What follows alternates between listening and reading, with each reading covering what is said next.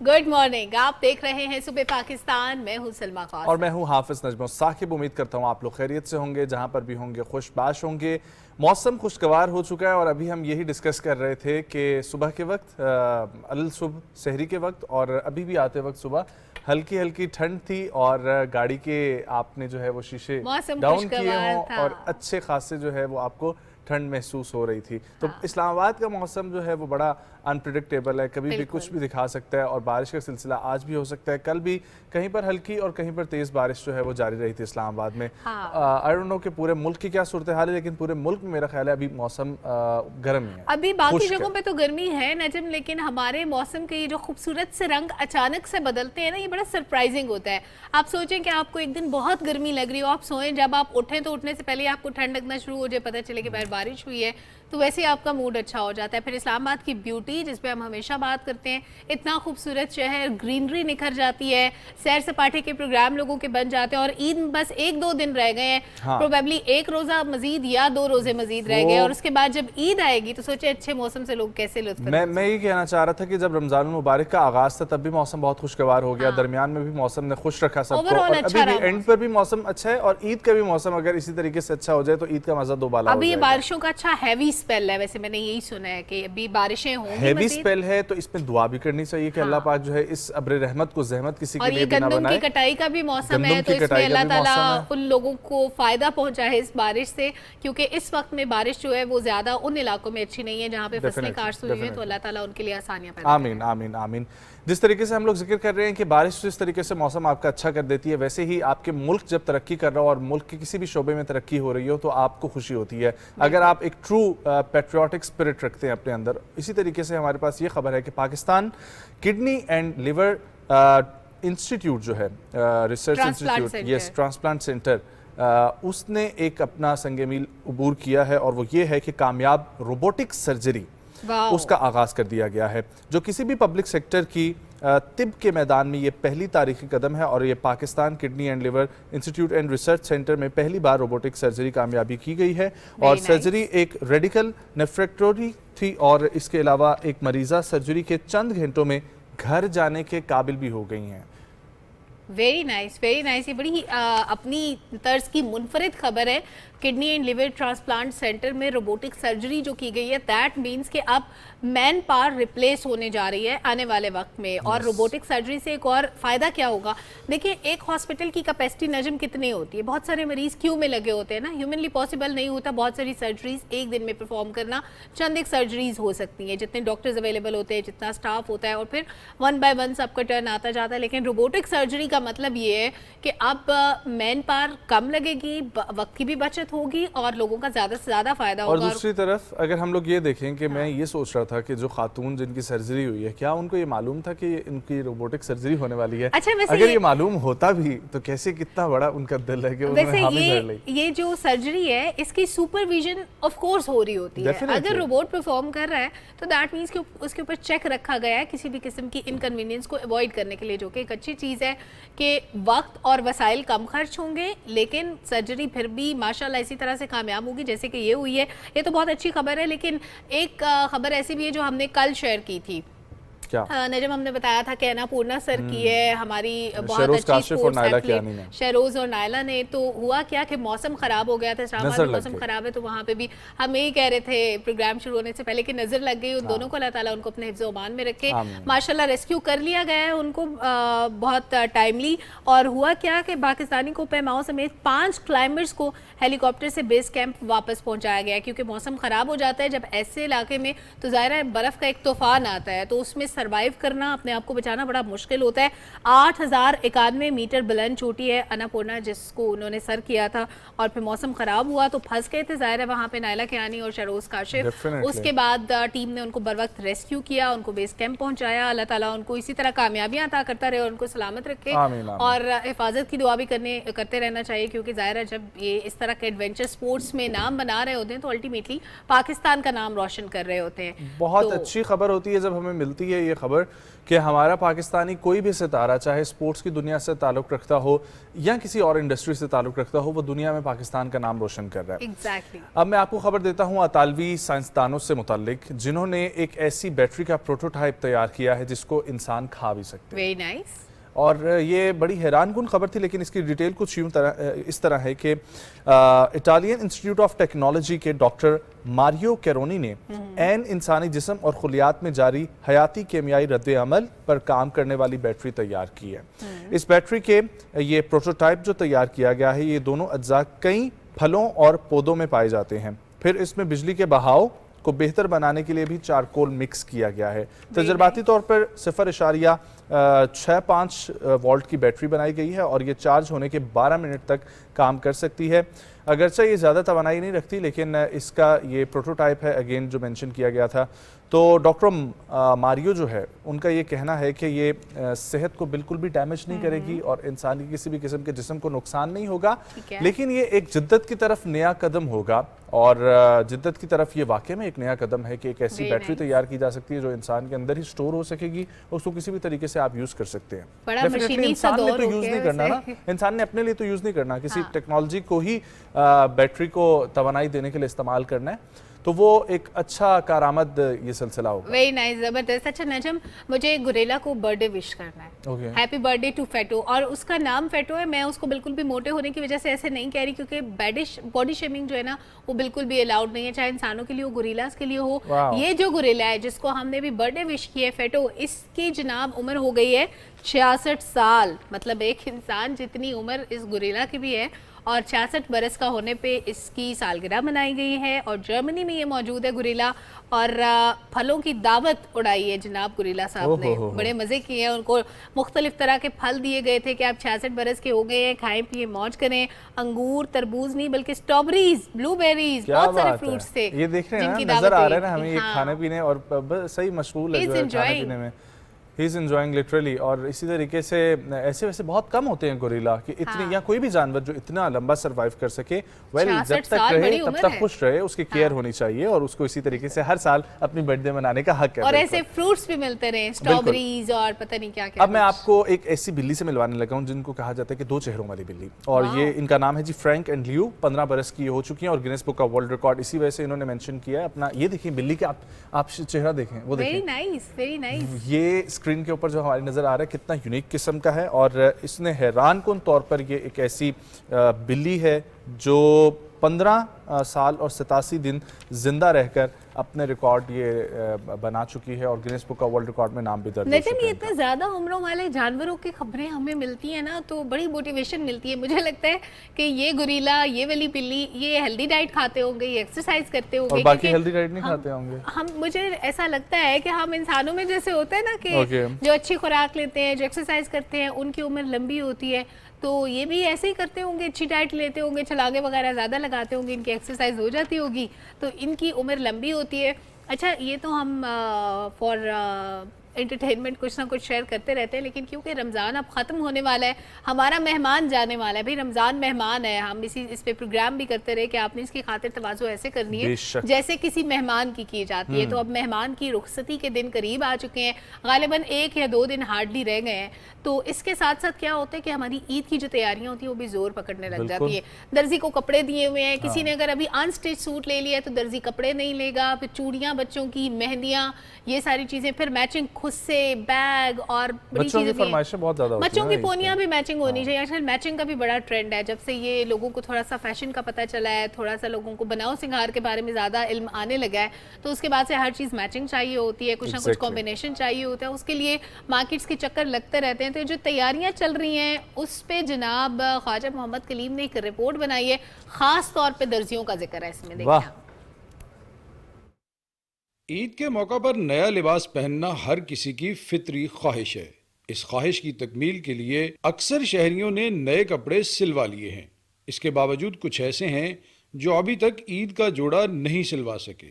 अब दर्जी के पास जाएं तो वो ईद से पहले लिबास सीने पर किसी तौर राजी नहीं। इतना रश हुआ पड़ा है, दर्जियों के पास टाइम ही नहीं है, पूरा मुल्तान घूम लिया है, कोई कपड़े नहीं ले रहा। अब क्या करें, रेडीमेड ले लेंगे। दर्जियों के पास मैं गया हूँ, हर एक के पास गया हूँ, किसी ने भी सूट नहीं सिया मेरा, ठीक है, कह रहे हैं टाइम नहीं है हमारे पास, बुकिंग पहले से हुई पड़ी है। दर्जियों का कहना है कि हर शहरी ईद का लिबास सिलवाना चाहता है, लेकिन वक्त की कमी की वजह से हमारे लिए सबकी ख्वाहिश पूरी करना मुमकिन नहीं।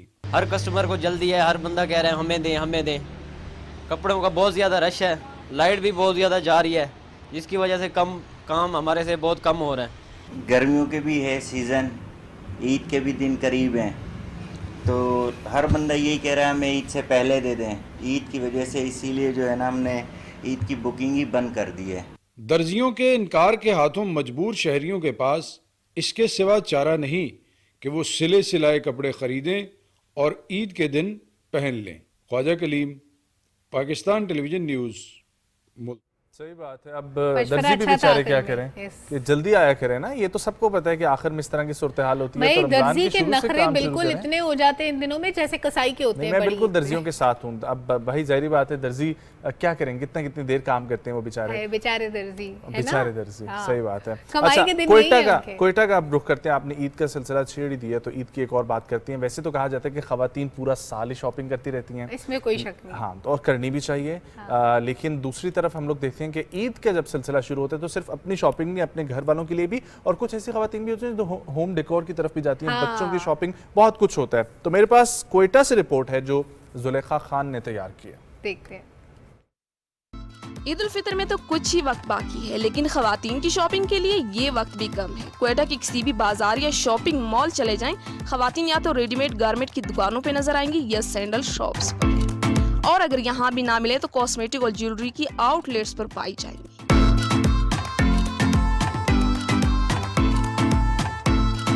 स्टॉल लगेगा तो जैसे स्टार्ट होगा तो हम वहाँ पे मेहंदी चूड़ी सब कुछ चांदरा, हम तो चांदरा तक टिल चांदरा तक टाइम है हमारे पास। ईद की शॉपिंग है, ईद की खुशियाँ हैं, वो सेलिब्रेट तो करनी है बच्चों के लिए। फैमिली के साथ आया हुआ हूँ मैं, बच्चों की ख्वाहिशात पूरी करनी है और फैमिली की भी। तो अच्छी चल रही है शॉपिंग फिलहाल तो, लेकिन कुछ अभी रहती है, कुछ हो चुकी है। ईद शॉपिंग हो और खवातीन के साथ आने वाले मर्दों की बात ना हो तो बड़ी नाइंसाफी है। कहते हैं महंगाई कहीं भी पहुँच जाए, लेडीज शॉपिंग कोविड ना रोक सका तो डॉलर का रेट क्या रोकेगा। जितना नजदीक आ रहा है टाइम ईद का, वही लोग की प्राइसेस डिमांड बढ़ रही है। तो कपड़े होते हैं, जूते होते हैं, अगर खुशी से घड़ी मिल जाए तो वो सबसे बड़ी बात होती है हमारे लिए।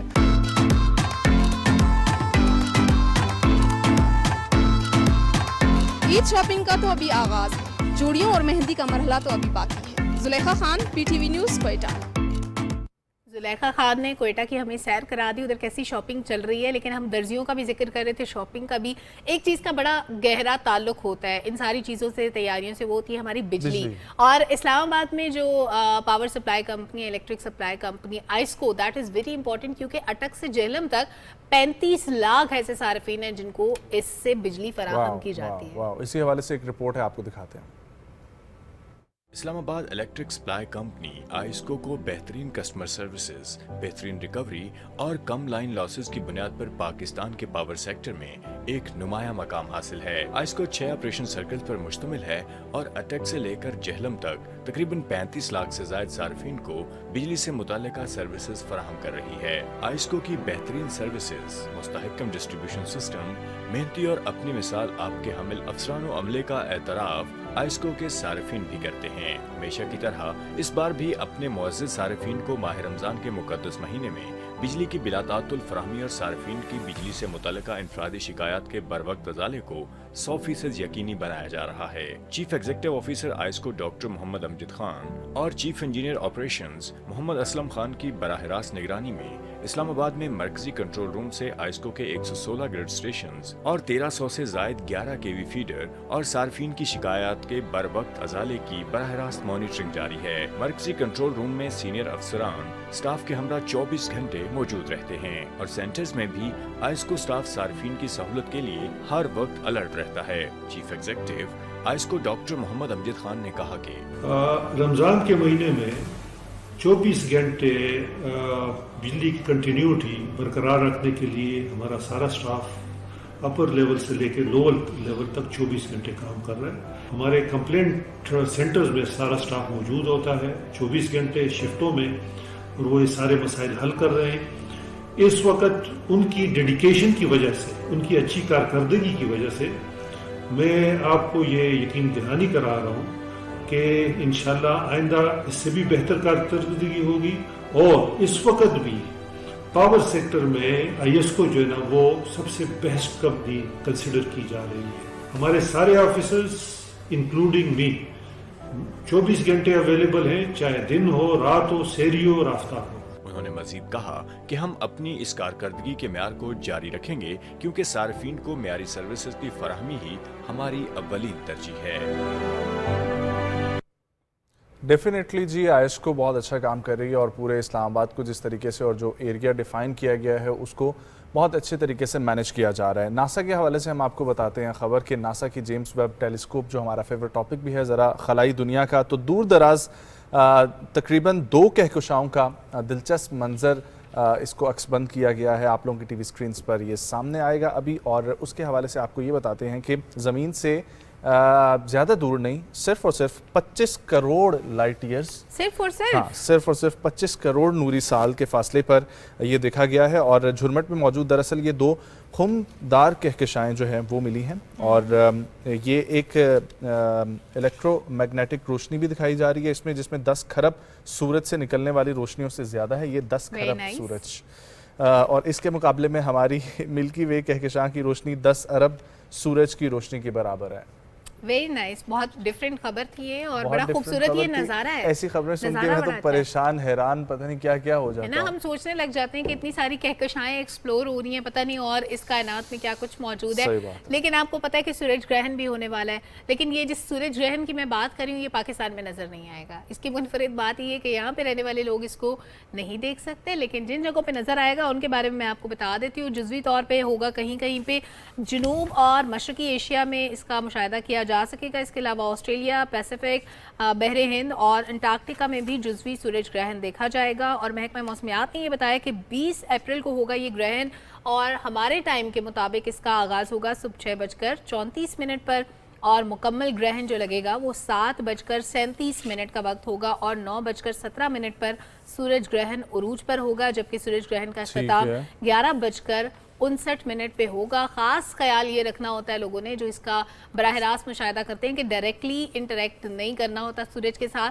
आप सूरज को आंखें दिखाएंगे तो सूरज भी आपको आंखें दिखाएगा, तो इसलिए आपने हिसाब किताब के साथ देखना है, बहुत ज़्यादा ख्याल रखना है आप लोगों ने। एग्जैक्टली, आपने कुछ एहतियाती तदाबीर इख्तियार करनी। अच्छा, हम लोग ईद की बात कर रहे थे, तो ईद पर मुझे एक चीज़ बहुत अच्छी लगती है कि हमारे जो कल्चरल बेल्ट है इतना खूबसूरत, गिलगित बल्तिस्तान से लेकर और फिर सिंध तक, तमाम लोग अपने रंगों में, अपने लिबास में सजते हुए और अपनी पूरी की पूरी सर से लेके पाँव तक अपने कल्चर को रिप्रेजेंट कर रहे होते हैं। मैं शहरों की बात ना भी करूं तो आपके गाँव में और दूर दराज इलाकों में जहाँ पर कल्चर की अहमियत को समझा जाता है वहाँ पर बहुत खूबसूरत तरीके से आपको कल्चर के रंग दिखाई भी देते हैं। इसी तरीके से एक इलाका है उस्ता मोहम्मद, जहाँ पर बलोची रवायती चप्पल जो होती है, अब मैंने जिस तरीके से जिक्र किया ना, कपड़े, रक्स, मौसीकी, हर जगह की अपनी अपनी है। उसी अच्छा, ये जिस चप्पल की आप बात करें ना, ये इस्लामाबाद में भी बड़ी इन है, आपको हर शॉप में नजर आएगी।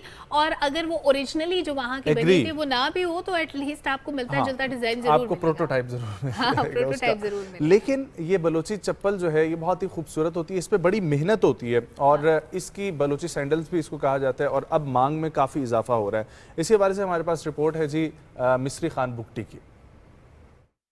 उस्ता मोहम्मद में ईद करीब आते ही बलोची चप्पल की सेल बढ़ गई। डिमांड सबसे ज्यादा मरी, बुगटी, बालाच और मैंगल कट की है। दुकानदार कहते हैं कि महंगाई है लेकिन बिजनेस अच्छा है। क्वालिटी तो बहुत है, हर किस्म पड़ा है, बलोची है, मरी कट है, दूसरा नरूजी सादत वाला है, पेशवरी 400 वाला है। तो शुक्र है अभी ईद करीब आ रहे, लोग शहर पे ज्यादा आ रहे और सौदा कर रहे। डिमांड को मद्देनजर रखते हुए बलोची सैंडल्स की सप्लाई में इस उम्मीद के साथ दुकानदारों ने इजाफा किया है कि ईद तक सेल्स और प्रॉफिट का अच्छा मार्जिन रहेगा। मिस्री बुगटी, पाकिस्तान टेलीविजन, उस्ता मोहम्मद। बलोची चप्पल आपने नहीं खरीदी तो खरीद लें अगर आपको अच्छी लगती है। ये वैसे ख़वातीन वाली चप्पल इसमें नहीं थी, ख़वातीन के लिए भी बलोची डिज़ाइन बड़े खूबसूरत होते हैं, मैं उन्हीं का जिक्र कर रही थी। लेकिन मर्दों के लिए ऑफ कोर्स इसकी इंपॉर्टेंस अपनी जगह पे है और ईद का वो जो कुर्ता शलवार होता है उसके साथ बड़ा अच्छा लगता है ये बलोची चप्पल का कॉम्बिनेशन। तो अगर आप चाहें तो ख़रीदें। नजम ने भी मूड बनाना शुरू कर दिया ख़रीदने के लिए। अच्छा, जब आप कहीं जा रहे होते हैं, रोड पे फोकस कर रहे होते हैं, ह्यूमन नेचर है, आपको कोई भी कीमती चीज़ नज़र आती है आप रुकते हैं और कुछ ऐसे भी भी लोग होते हैं जो उसको उठा लेते हैं, कुछ ऐसे भी लोग होते हैं जो पास रखने की नीयत से उठाते हैं या फिर उसको उसके मालिक तक पहुंचाने की नीयत से। आप किस नीयत से उठाएंगी? मैं मालिक तक पहुंचाने की नीयत से उठाऊंगी, मैं बेईमानी बिल्कुल भी तो नहीं करूंगी। बैठे हुए बंदा ये बोलेगा। नहीं, टू बी वेरी ऑनेस्ट, देखे अल्लाह तो देख रहा है और कोई देखे ना देखे, अल्लाह तो देख रहा है। एनीवेज अमेरिका में उसका हम नाम नहीं लेंगे। ठीक है, खबर क्या है? खबर ये है जनाब के अमेरिका में एक शख्स के पास आगे बहुत पैसे, उसने कहा इसको लोगों में बांट दें। उसने बड़ा खतरनाक काम किया, $2 लाख उसने रोड पे बिखेर दिए पुलिस ने, लेकिन इसको बड़ा खतरनाक अमल करार दिया है। और बड़ी मसरूफ तरीन शारा है अमेरिका की जहाँ पे ये $2 लाख उन्होंने बिखेर दिए इस तरह से। और फिर लोग ज़ाहिर है जो गुजर रहे थे उन्होंने डॉलर जमा करने शुरू कर दिए, उनको मुफ्त में पैसे मिल रहे थे। लंबी कतारें लग गई गाड़ियों की, ज़ाहिर ट्रैफिक जैम हो गया। एक भी गाड़ी अगर रुकेगी तो उसके पीछे लाइन तो लगेगी। ऑरेगन स्टेट में ये हुआ। फिर पुलिस ने इस शख्स को जो है वो काफ़ी डांटा भी, वार्न भी किया और 192 मील के फासले पर ये रकम जो है वो गाड़ी की खिड़की से बाहर उड़ाई गई थी जो लोगों ने जमा करनी शुरू कर दी थी। और बड़ा अजीब किस्म का, ये कोई मेंटली रिटार्टेड किस्म का बंदा होगा या इसकी ज़हनी कैफियत तो बिल्कुल भी दुरुस्त नहीं है। $2 लाख से वैसे ही वो किसी की मदद कर देता है। लेकिन ऐसा इंसिडेंट्स मैंने देखे हैं कि शादियों में लोग ये करते हैं। ये पैसे या तो यूं करके फेंकते हैं और पूरा उसकी वजह से हादसे भी हो जाते हैं। जी बिल्कुल। तो इसलिए ये इस किस्म के जो तरीक़ेकार है ना, ख़ासतौर पर एक फायरिंग और दूसरा ये पैसे फेंकना रोड के ऊपर, इससे इज्तनाब किया जाए। ईद की आमद है तो शहर कायद का कैसे ना जिक्र हो। एक ऐसा शहर जो लाखों लोगों को, करोड़ों लोगों को बल्कि जो पाल रहा है, शहर जो पूरे पाकिस्तान को चला रहा है, रीढ़ की हड्डी की हैसियत रखता है। और ईद की वहाँ पर खुशियाँ कैसी चल रही हैं, कैसी शॉपिंग में ख़वातीन और वहाँ के लोग मसरूफ़ हैं, उसी हवाले से रिपोर्ट है हमारे पास सबा जावेद की।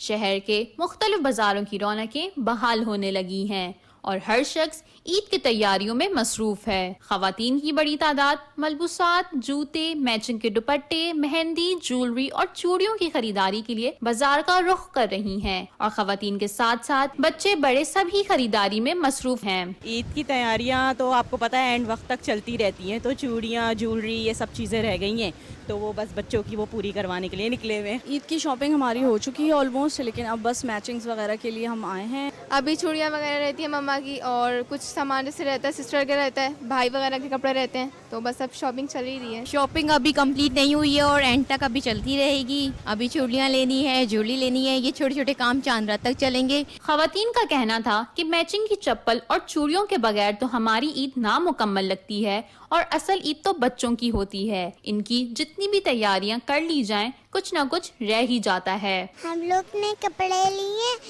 और ज्वेलरी ले रहे हैं अभी, और उसके बाद बुंदे लेंगे, उसके बाद शूज लेंगे। मेरी भी कपड़े हो चुके हैं और बस चूड़ियाँ वगैरह रह गई हैं। अभी मेरी बस ज्वेलरी रहती है, बाकी सब मैंने ले लिया है। रमजान के आखिरी अशरे में ईद की शॉपिंग अपने उरूज पर है और खवातीन ईद की खरीदारी के लिए बाजारों में मुसलसल घूम रही हैं और मुनफरिद और खूबसूरत नजर आने की ख्वाहिश में अपनी तैयारियों में बेहद मशगूल हैं। ईद की शॉपिंग आखिरी मराहिल में तो दाखिल हो चुकी है, लेकिन अब भी खवातीन और बच्चों की तैयारियां जोरों शोर से जारी हैं और ये सिलसिला चांद रात तक चलता रहेगा। सबा जावेद, पाकिस्तान टेलीविजन न्यूज़, कराची। सबा जावेद की बड़ी कलरफुल रिपोर्ट। और उसमें जो छोटे छोटे बच्चों के शॉर्ट्स थे ना, वो एक बच्ची कह रही है मेरी बस ज्वेलरी रह गई बाकी सब हो गया, एक बच्ची कह रही है मेरी सिर्फ चूड़ियाँ रह गई बाकी सब हो गया। तो ये घर घर की कहानी है, हर जगह पे ये चल रहा है। घर में हर फर्द का कुछ ना कुछ एक चीज़ रहती है और वो आखिरी चीज़ ऐसा नहीं कि वो आज आ जाएगी कल आ जाएगी, वो ज़रूर चांद रात पे आएगी और रात को 3-4 बजे के टाइम आएगी जब आप सारे काम खत्म करके बाजारों में निकलते हैं। लोगों को तो मिलती भी नहीं है वो आखिरी चीज़। हाँ, क्योंकि उस खास टाइम पे ना प्राइसेस भी बढ़ जाती है, क्योंकि लास्ट मोमेंट होता है, सबको पता है, दुकानदारों को भी पता है कि अब ये चीजें खरीदी जानी है। तो फिर इसलिए बेहतर है कि आप टाइम से चीजें लेके रखें। खाने पीने का भी ख्याल रखना चाहिए। खाने पीने का ख्याल रखना चाहिए और खाने पीने में एक ऐसी चीज़ है जो कि बहुत डिफरेंट है, जिसका पहले गिनीज बुक को वर्ल्ड रिकॉर्ड में नाम दर्ज हुआ था और उसके बाद अब ये सार्फिन के लिए पेश करने की कोशिश की गई है, सोचा गया इस बारे में। वो है एक बहुत महंगा सैंडविच। अब वो सैंडविच महंगा क्यों है ये मैं आपको बताती हूँ। दुनिया का महंगा तरीन सैंडविच। यस, अब सैंडविच कितना कोई महंगा होगा ये वैसे सोचने की बात है। 2014 में इस सैंडविच को Guinness book of world record ने करार दिया था कि ये दुनिया का सबसे महंगा सैंडविच है। जनूबी इटली में पोडोलिका गाय के दूध से तैयार चीज़ सैंडविच है ये, जो कि फिर आज़ादी से घूम फिर के ये जो गाय होती है ये घास खाती है, तो इसका खास तौर पे इसलिए इसका जो मिल्क होता है वो भी एक्सपेंसिव होता है, इससे बनाया गया है। और ये गाय जो है ये दुनिया में बड़ी नायाब नस्ल की गाय है, सिर्फ 25,000 रह गई हैं पूरी दुनिया में। तो इनके दूध से वो बर्गर पैटी तैयार होता होगा ज़ाहिर है, उसके बाद इसका सैंडविच बनता होगा, तो वो बहुत महंगा सैंडविच है। अब लोग इसको खरीद भी सकते हैं। आई डोंट नो इसकी प्राइस कितनी है, अगर मुझे प्राइस पता होती तो मैं ज़रूर यहाँ पे मेंशन कर देती, ताकि जो खाने के लिए जाए वो ये सोच के जाए कि वो खा सकता है या नहीं, अफोर्ड कर सकता है या नहीं। अच्छा, अब तो ये आप लोगों ने डिसाइड करना है, ईद का भी सिलसिला चल रहा है, लेकिन एक और अच्छी खबर जिस तरीके से मैं अभी मेंशन कर रहा था कि हमारे पाकिस्तान की कल्चरल बेल्ट बहुत खूबसूरत है, वैसे ही पाकिस्तान की तारीख और फिर रिलीजियस हिस्ट्री हमारी बहुत स्ट्रॉन्ग है, और पाकिस्तान तमाम मज़ाहिब की तहजीबों का गहवारा कहलाया जाता है। और इसी हवाले से एक किताब है जिसमें 100 बेहतरीन मकामात से मुतल्लिक ये किताब तैयार की गई है। इसी हवाले से हमारे पास भी रिपोर्ट है, मरियम मलिक ने तैयार की है।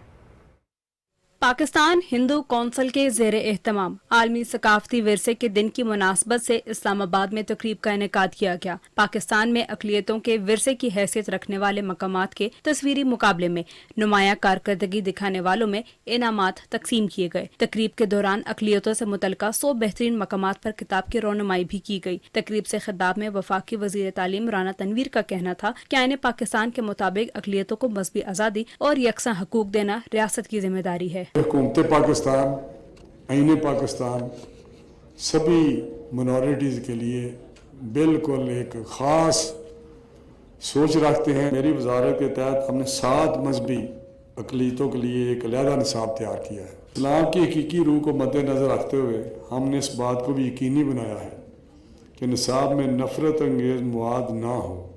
निसाब और दरसी कुतब के ज़रिए हमने मुख्तलिफ मजहबी अकायद के हीरोज़ और त्योहारों का जिक्र करके उनकी मुस्बत तस्वीर पेश की है। तकरीब से पाकिस्तान हिंदू कौंसिल के पैट्रन इन चीफ और रुकन कौमी असम्बली डॉक्टर रमेश कुमार ने भी खिताब किया और इत्तेहाद की जरूरत पर जोर दिया। चेयरमैन HEC रियाज हुसैन पीरजादा और कैसर शेख ने भी शिरकत की। Maryam Malik, PTV news, Islamabad. Wonderful. इसी तरीके से पाकिस्तान में बहुत सारी ऐसी चीज़ें जो देखने के काबिल हैं, आप लोग भी जाएं, एक्सप्लोर करें। ब्रेक की तरफ बढ़ना है, वापस आएंगे, कंटिन्यू करेंगे अपने प्रोग्राम को और पहले टॉपिक की तरफ बढ़ेंगे। कहीं मत जाएं, सुबह पाकिस्तान के साथ रहें।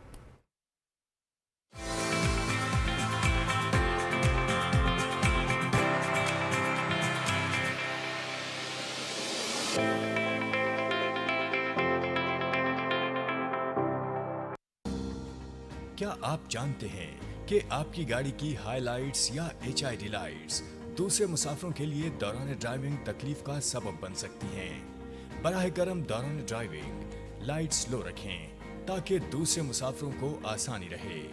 मोहतात ड्राइविंग, महफूज सफर।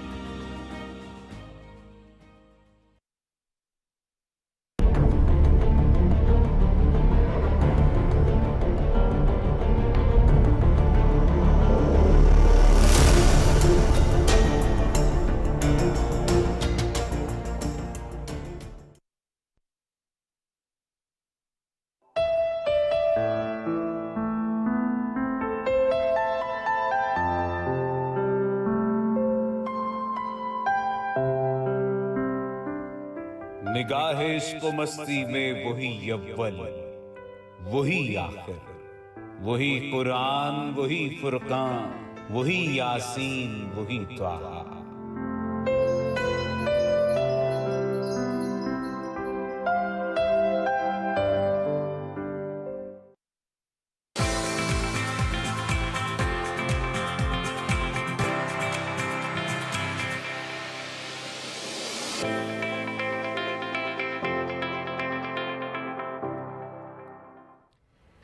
Welcome back. एक मुहावरा मुझे याद आ रहा है, हाथी के बारे में कहा जाता है उसके दांत खाने के और होते हैं, दिखाने के और होते हैं। बड़ी इंटरेस्टिंग सी बात है। लेकिन इंसानों के एक ही दांत होते हैं, वही दिखाने के होते हैं और वही खाने के होते हैं। और जब वो ख़राब हो जाए, किसी भी किस्म का उनमें प्रॉब्लम आ जाए, तो फिर और मल्टीपल इश्यूज शुरू हो जाते हैं आपकी सेहत से मुतालिक। क्योंकि ज़ाहिर है दांतों से आपने अपनी खुराक को चबाना है। जब आप चबा नहीं सकेंगे, आपके मैदे पे लोड आ जाएगा, आपका मैदा ठीक काम नहीं करेगा, आपको इनडाइजेशन होगी, आपको और 10 तरह के प्रॉब्लम होंगे। तो सबसे बचने के लिए ज़रूरी है कि आप अपने दांतों का ख्याल रखना शुरू करें।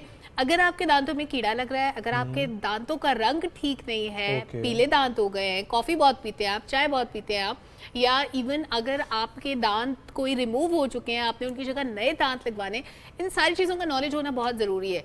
दांत साफ़ कैसे कराएं, कहाँ से कराएं, खुद करें तो कैसे करें, किस वक्त करें, और अगर आपने दांत को रिप्लेस करवाना है जिसको इम्प्लांट कहते हैं तो वो आपने कैसे कराना है, कहाँ से कराना है, ये सारी चीज़ें आज हम डिस्कस करते हैं। बिल्कुल जी, और इसी पर बात करने के लिए हमें जिन्होंने ज्वाइन किया है ये कपल डॉक्टर्स हैं और दोनों जो है वो आज एक्सपर्टीज से हमें सीखने का भी मौका मिलेगा।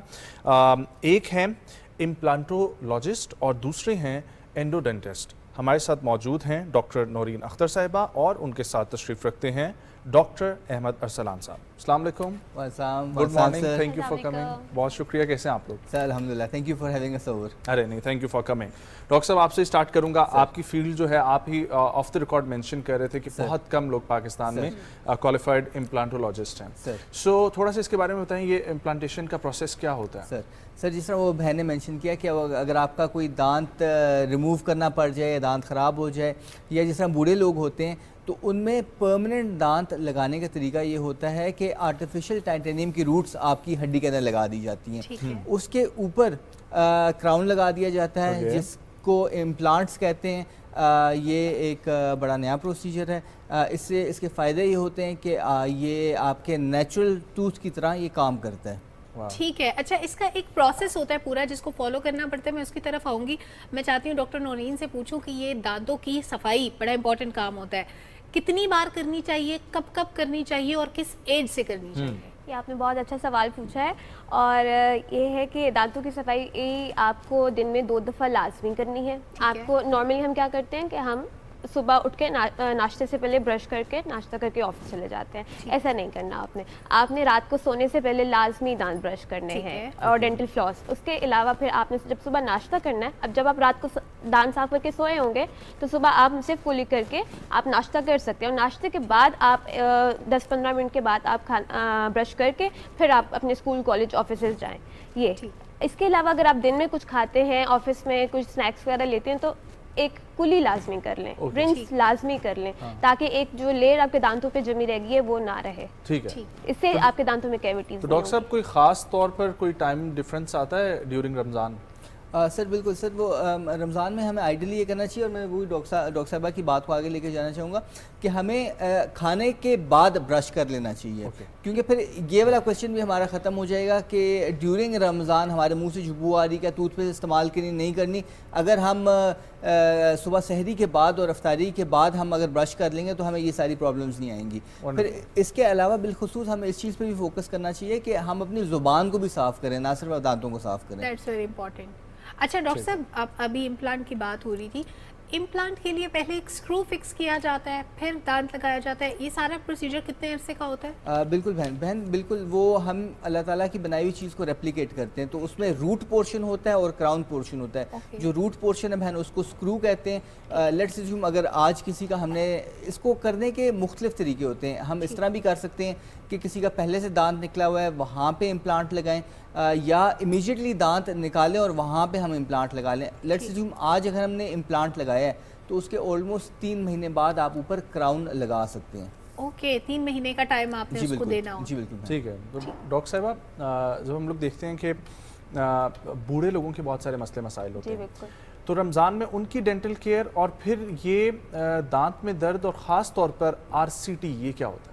सर सबसे पहले तो मैं दांत में दर्द और RCT की तरफ आऊँगी कि जब आपके दांत में कीड़ा लग जाता है और इस एक्सटेंट तक लग जाता है कि आपने उसको टाइमली फिलिंग नहीं कराई, तो आपके दांत में दर्द शुरू हो जाता है। जैसे कि आप सिवियर पेन के साथ और सिवियर ठंडा गर्म लगने के साथ आप डेंटिस्ट के पास पहुँचते हैं तो आपके दांत में ऑलमोस्ट रूट कैनाल होने वाली होती है। रूट कैनाल ये होता है कि हम दांत के अंदर से आपके दांत की नसें जो आपकी ब्लड सप्लाई और नर्व सप्लाई जो दांत का बेसिकली दर्द आपके दिमाग तक लेके जाते हैं वो डिस्कनेक्ट कर देते हैं, उसको हम फिल कर देते हैं और ऊपर क्राउन लगा दिया जाता है। ये रूट कैनाल ट्रीटमेंट कहा जाता है, जिसको नॉर्मल ज़बान में RCT कहा जाता है।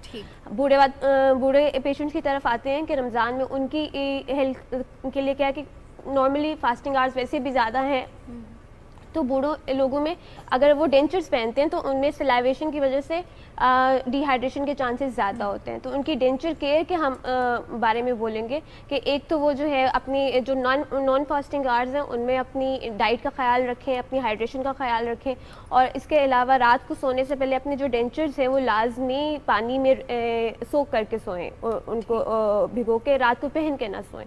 और रमज़ान से पहले एक विज़िट आप डेंटिस्ट के पास प्लान कर लें प्रीवियसली। जैसे आप रमज़ान से पहले सारी चीज़ें प्लान करते हैं ना कि मुझे ये भी करना है, ये भी करना है, ये भी करना है, इसी तरह से एक डेंटिस्ट के पास अपना विजिट लाजमी रखें ताकि कोई भी डेंटल इमरजेंसी ड्यूरिंग रमज़ान ना आए आपके, कि आपको पेन ना हो और आपको ड्यूरिंग रोज़ा में, और वो फिर डाउट ना हो कि हम रोज़े में दांत का काम करवाएं या ना कराएं।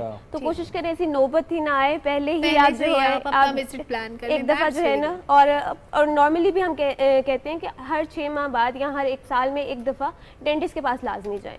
ठीक, और डेंटिस्ट के पास जाने से लोग थोड़ा सा घबराते भी हैं, ये चीर फाड़ों की बड़ा पेनफुल प्रोसेस होता है। अच्छा, कुछ लोगों को अपने दांत पसंद नहीं होते फॉर एनी रीजन, वो शेप में ठीक नहीं है, वो कलर में ठीक नहीं है, if somebody wants to replace for no reason, सिर्फ पसंद नहीं है इसलिए, तो क्या उसके लिए ऑप्शंस होते हैं फॉर ब्यूटी पर्पस? बहन बड़ा अच्छा आपका सवाल है बहन। यूजुअली तो लोगों के अगर दांत टेढ़े हों तो वो अक्सर लोगों को पसंद नहीं आते हैं, तो उस केस में ब्रेसेस लगाए जा सकते हैं, अलाइनर्स लगाए जाते हैं। अगर रंगत पसंद नहीं है, जिस तरह हम रमज़ान में इतने ढेर सारे खाने खाते हैं तो चाय पीते हैं, कुछ लोग सिगरेट पीते हैं, दांत पीले हो जाते हैं, तो उसके लिए फिर लेज़र टीथ वाइटनिंग कर सकते हैं। ओके, लेज़र का ऑप्शन भी होता है? जी बिल्कुल बहन, वो दांतों के ऊपर आप जो है वाइटनिंग जेल अप्लाई करते हैं, ब्लू लाइट से उसको एक्टिवेट करते हैं, जिसको आम इस्तिलाह में लेज़र भी कहते हैं, और 30 मिनट्स में आपके दांत सफ़ेद हो जाते हैं। और ये लॉन्ग लास्टिंग होता है? बहन ये इतना ही बेसिकली जब एक दफ़ा एक चीज़ सफ़ेद होगी तो उसको जिस तरीके से यूज़ करेंगे, जिस तरह डॉक्टर साहिबा ने बोला कि हर खाने के बाद दांत साफ़ करें,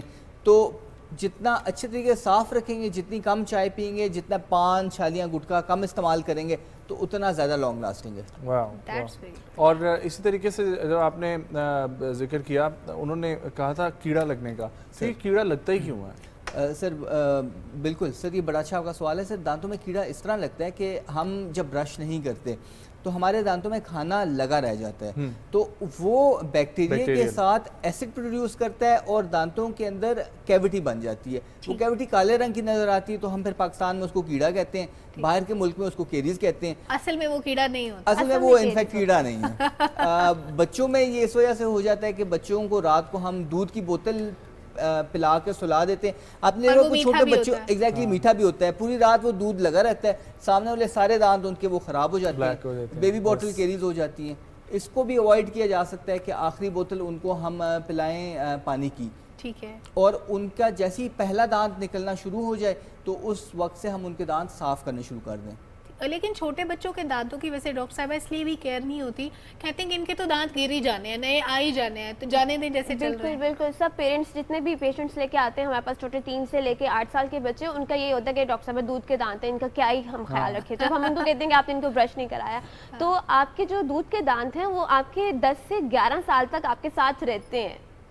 इसलिए बहुत ज़रूरी है कि जो 3 साल से लेके 8 साल तक आपने बच्चों के दांत जो ख़राब होने का जो टाइम है उसमें ये है कि जैसे डॉक्टर साहब ने बोला कि जैसे पहला दांत आए तो आप फिंगर ब्रश से बच्चों का दांत साफ़ कराना शुरू कर दें। उससे ये होगा कि बच्चे को एक आदत बन जाएगी, एक हैबिट डेवलप होना शुरू हो जाएगी कि मैंने कुछ खाया है तो मैंने बाद में इसको साफ़ करना है।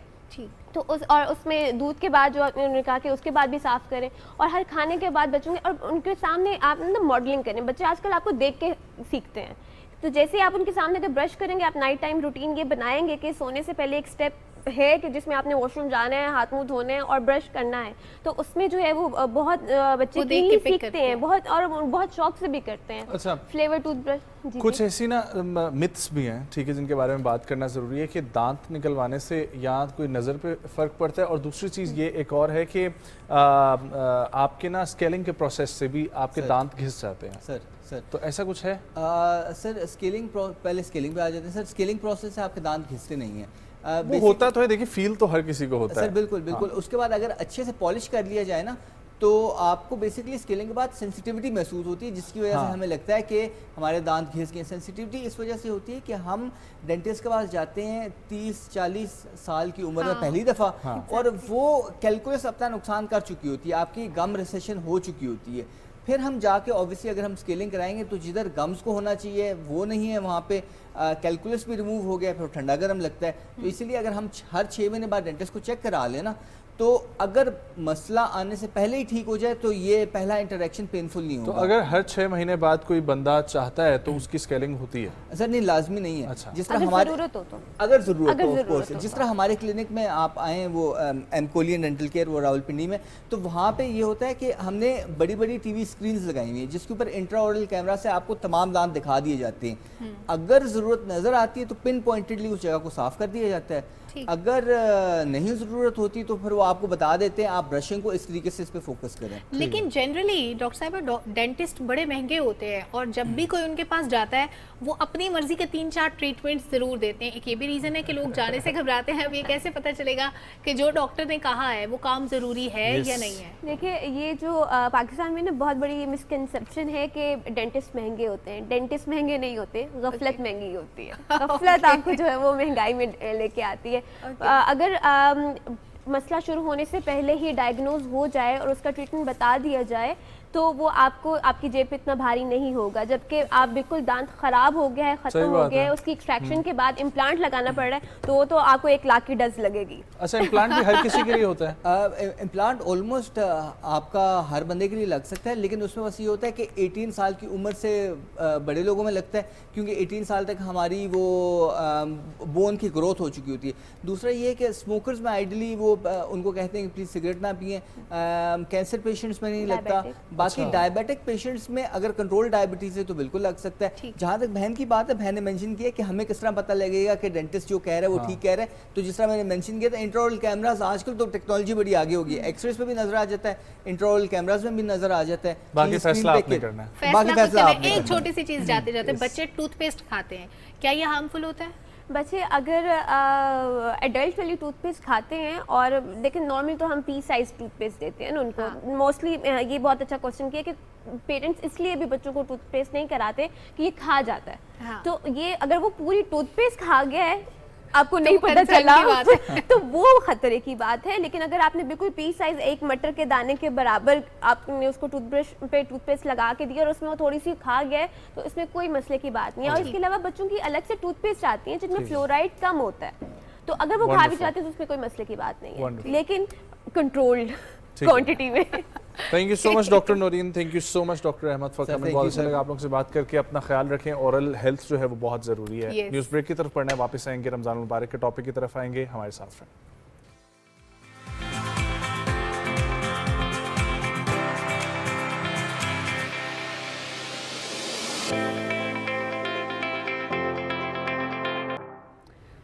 वेलकम बैक नाजरीन। आज 28 रमज़ानुल मुबारक है और रमज़ान की रुखसती का वक्त करीब आता जा रहा है। कुछ ही वक्त बाकी है। बहुत से लोग एतकाफ़ करते हैं आखिरी दिनों में, और इसका दौरानिया कितना हो इस बारे में भी आज डिस्कस करेंगे। हज़रत इब्ने अब्बास रज़ी अल्लाह ताला अन्हा से रिवायत है कि रसूलुल्लाह सल्लल्लाहु अलैहि वसल्लम ने फरमाया, जो शख्स अल्लाह की रज़ा के लिए एक दिन का एतकाफ़ करता है तो अल्लाह ताला उसके और जहन्नुम के दरमियान 3 खंदकों को आड़ बना देंगे। एक खंदक की मुसाफत आसमान और ज़मीन की दरमियानी मुसाफत से भी ज़्यादा है।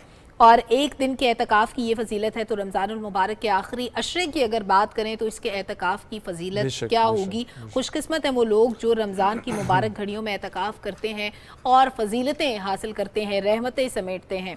और हज़रत इब्ने अब्बास रज़ी अल्लाह ताला अन्हु से जो रिवायत है उससे हम अपने लिए ये मुतय्यन कर सकते हैं कि हमें अल्लाह की रज़ा के लिए, अल्लाह के खुशनुदी के हुसूल के लिए कितना एतकाफ़ करना है, उसमें इबादत का एहतमाम कैसे करना है। और चूँकि वक्त कम है तो एतकाफ़ के बाद का जो वक्त होता है, जब आप एतकाफ़ से उठते हैं उसके बाद आपके मामूलात क्या होने चाहिए, ये बड़ा इंपॉर्टेंट है कि चांद रात को आपने वो सारी इबादत ज़ाया नहीं कर देनी, बल्कि चांद रात की जो मुबारक घड़ियां हैं उनको भी अवेल करना है। सब पे हम बात करेंगे, मेहमान भी हमारे साथ मौजूद होंगे, लेकिन उससे पहले तिलावत कुरान पाक की सादत हासिल कर रहे हैं कारी मोहम्मद इमरान नईमी साहब। अऊज़ु बिल्लाहि मिनश शैतानिर रजीम।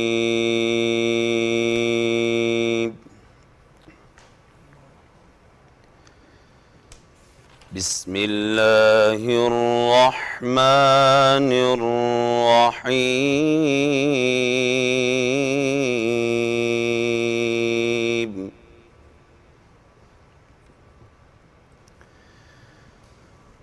طه ما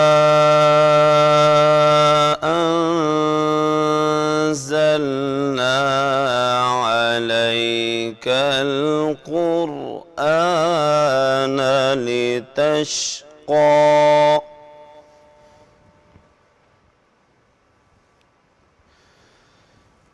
إلا تذكرة لمن يخشى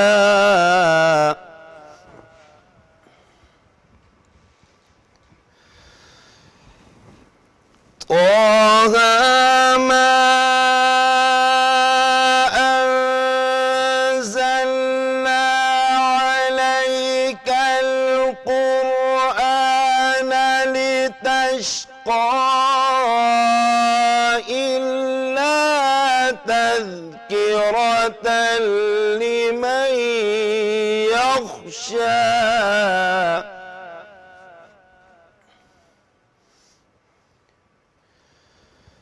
إلا تذكرة لمن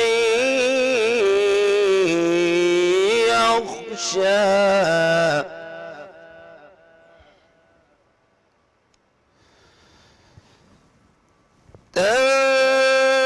تنزيلا ممن خلق الأرض والسماوات العلى الرحمن على العرش استوى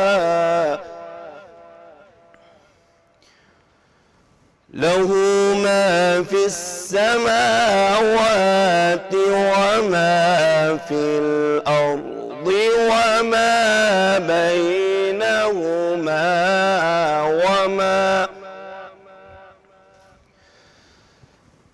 له ما في السماوات وما في الأرض وما بينهما وما تحت الثرى صدق الله العلي العظيم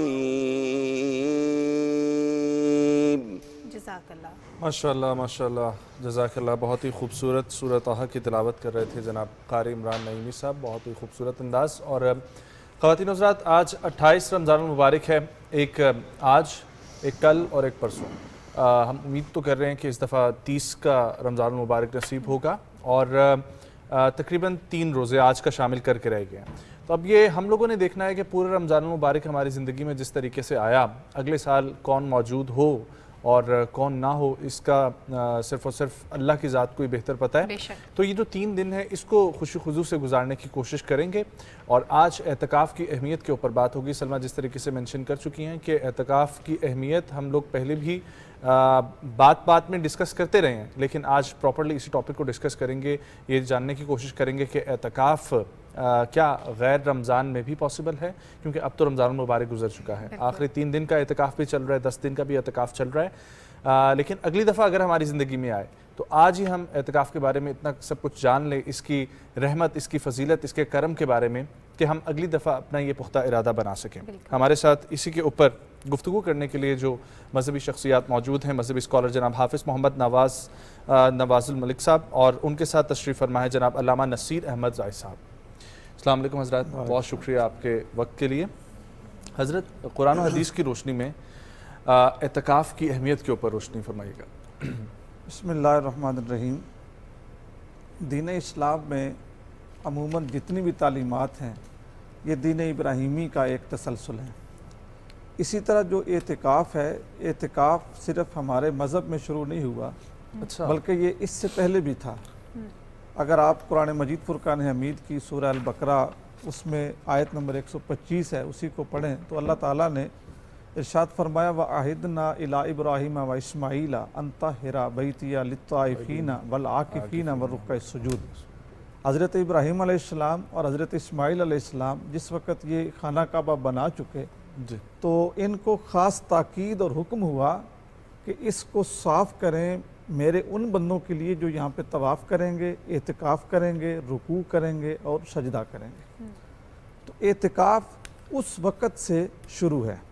हमारे रसूल करीम सल्लल्लाहु अलैहि वसल्लम ने अपनी ज़िंदगी के आखिरी रमज़ान तक एतिकाफ़ को तसलसल के साथ आपने इख्तियार फरमाया। ठीक है। पूरे महीने का एतिकाफ़ किया, आखिरी अशरे का एतिकाफ़ किया, यहाँ तक कि नबी करीम सल्लल्लाहु अलैहि वसल्लम ने जिस वक़्त पूरे महीने का एतिकाफ़ किया तो पहले 20 दिन जब हुजूर एतिकाफ़ कर चुके तो हुजूर के लिए खैमा लगाया गया था मस्जिद नबवी में। उस जगह पे आज भी एक स्तून जो है वो मौजूद है और उसको स्तून शरीर कहा जाता है। सरवर दो आलम सल्लल्लाहु अलैहि वसल्लम का वो जो खैमा था उसमें हुजूर 20 दिन जब क़याम रह चुके तो उसके बाद हुजूर ने अपना चेहरा मुबारक बाहर निकाला और सहाबे किराम अलैहिम रिदवान से फरमाया कि मैं इस महीने में लैलतुल क़द्र को तलाश कर रहा था, तो पहले 20 दिनों में मुझे वो नहीं मिली, तो अब अगर तुम में से भी कोई मेरे साथ इत्तिकाफ़ करना चाहे तो मेरे साथ शामिल हो जाए। तो हुजूर ने ख़ुद भी किया और अपने असहाब को इसके इख्तियार करने की हुजूर ने दावत भी दी। तो इसलिए ये एक बड़ा तसलसल है एतिकाफ़ का। नबी करीम सल्लल्लाहु अलैहि वसल्लम के बाद फिर असहाब रसूल, अज़वाज रसूल बड़ी कसरत के साथ, हुजूर की अज़वाज उम्मुल मोमिनीन जितनी भी थी उन्होंने कसरत के साथ एतिकाफ़ को इख्तियार कर फरमाया, क्योंकि ये तखलिया है, यानी आप बड़ी खलवत में बैठ के अपने रब को याद करते हैं।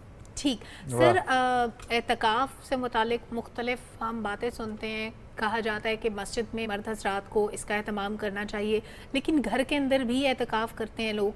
तरीक़ाकार क्या है, अल्लाह ताला के अहकामात क्या है, रसूल पाक सल्लल्लाहु अलैहि वसल्लम की सुन्नत पे अगर हम अमल करें तो एतिकाफ़ का बेहतरीन तरीका घर में एतिकाफ़ करना है या मसाजिद में?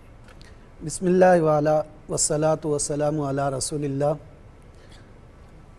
नबी अलैहिस्सलातु सलाम की जो सुन्नत मुबारक है वो यही है कि मर्द हज़रात जो हैं वो मस्जिद में एतिकाफ़ करें और औरतें जो हैं वो घर में एतिकाफ़ करें। ठीक है। उनके लिए आप अलग से एक जगह मुख्तस हो जहाँ वो नमाज़ पढ़ती हों, वहीं पे जगह मुख्तस कर ली जाए और वहीं पे वो जाकर एतिकाफ़ करें। और सवाब का बायस भी यही है और ज़्यादा इसमें ही अजर व सवाब है, बिलखुसूस रमज़ान के हवाले से इसमें तो अजर व सवाब ही बहुत ज़्यादा है। अल्लाह के महबूब अलैहिस्सलातु सलाम की अहादीस तय्यबा हैं, मुतअद्दिद हदीस हैं, सिर्फ मैं मुख्तसर सा टाइम की शार्ट होने की वजह से बिल्कुल मुख्तसर सी हदीस लूँगा। अल्लाह के हबीब अलैहिस्सलातु सलाम ने फरमाया कि जो शख्स एतिकाफ़ करता है और रमज़ान में सिर्फ एक दिन का एतिकाफ़ करता है, अल्लाह वहदहू ला शरीक उस शख्स को जहन्नम से 3 खंदकें दूर फरमा देते हैं एक दिन के एतिकाफ़ की बदौलत। और आगे अल्लाह के महबूब अलैहिस्सलातु सलाम ने क्या इरशाद फरमाया? नबी अलैहिस्सलातु सलाम इरशाद फरमाते हैं एक खंदक जो है उसका फासला इतना है, उसकी चौड़ाई इतनी है जितनी मशरक़ से लेकर मगरिब तक की चौड़ाई है, इतनी चौड़ाई एक खंदक की है। अब खुद अंदाज़ा लगा लीजिए कि जो शख्स इस दौर में भी, और ऐसा दौर है कि जिस दौर में अल्लाह के महबूब अलैहिस्सलातु सलाम की सुन्नतें मफकूद हो रही हैं, सुन्नतें मिट रही हैं, लोग सुन्नत पर अमल करना छोड़ रहे हैं, तो इसी दौर के बारे में अल्लाह के हबीब ने फरमाया था कि इस दौर में अगर कोई शख्स मेरी सुन्नत पे अमल करेगा तो अल्लाह वहदहू ला शरीक उसको 100 शहीदों का सवाब अता फरमाएगा। वो 100 शहीदों का सवाब अपनी जगह, एक तो सुन्नत पे अमल हो जाएगा कि मस्जिद में एतिकाफ़ बैठेगा, और दूसरा ये होगा कि 3 खंदकें एक दिन की, और जो 10 दिन के लिए बैठ जाता है, चाहे वो मर्द हो या औरत हो जो घर में बैठी हो, हर एक के लिए वही हुक्म होगा कि उसको 30 खंदकें जहन्नम से दूर कर दिया जाए। तो ये कितनी बड़ी फजीलत वाली बात है। और इसमें 2 चीज़ों से इंसान बिल्कुल ये नहीं कि बच जाता है, इसकी 2 हिकमतें या इसकी फजीलतें, या इसको यूँ कहें कि इसकी 2 उस एतिकाफ़ वाले के लिए खुसूसियात और उसके लिए करम नवाजी हो जाती है। एक तो ये कि वो जो एतिकाफ़ करने वाला शख्स होता है, अल्लाह ताला उसको 10 दिनों के लिए गुनाहों से महफूज फरमा देता है। अब जब मस्जिद में बैठा है, ना वो किसी की ग़ीबत करेगा, ना वो किसी की चुगली खाएगा, ना वो किसी पर बोतान बांधेगा, ना वो झूठ बोलेगा, ना वो इल्ज़ाम तराशी करेगा, ना वो वहाँ पर कोई सगीरा गुनाह का भी वहाँ पर सोच नहीं सकता। तो 10 दिनों तक वहाँ पर बैठकर वो शख्स क्या होता है, इन सारे गुनाहों से बच जाता है। और दूसरी यहाँ पर इसका फ़ायदा ये है कि अल्लाह के हबीब अलैहिस्सलातु सलाम का फरमान गिरामी है, जो शख्स एतिकाफ़ करता है अल्लाह ताला उसको तमाम नेकियों का सवाब अता फरमाता है। माशाअल्लाह। अब वो जनाजा तो नहीं पढ़ रहा, हाँ। लेकिन उसको जनाजे का सवाब मिल रहा बेशक, है। बेशक। अब वो सदकात व खैरात तो वहां पे नहीं कर रहा, उसको सदकात व खैरात का सवाब मिल रहा है। वो और कोई किसी की मरीज को देखने तो नहीं जा रहा, लेकिन फिर भी रब करीम उसको सवाब अता फरमा रहा है। तो ये नबी अलैहिस्सलाम की सुन्नत यही है कि मर्द हज़रात वो मस्जिद में एतकाफ करें और औरतों के लिए अपने घर में एतकाफ करना, ये नबी अलैहिस्सलाम। हज़रत ये फरमाइएगा कि किस तरीके से हम 10 दिन जब अल्लाह के कुर्ब के लिए और अल्लाह की रज़ा के लिए मस्जिद के अंदर मौजूद होते हैं, हज़रत ने बिल्कुल फरमाया कि इसका ज़ाहिरी ज़िंदगी पे हमारी क्या असर पड़ता है, लेकिन इसके अलावा मैं चाहूँगा ज़रा फ़ज़ाइल बयान करें कि क्या इंसान की पर्सनालिटी में एक ठहराव आ जाता है, ठीक है, और एक वाइजनेस, एक विजन आपका ब्रॉड कर दिया जाता है।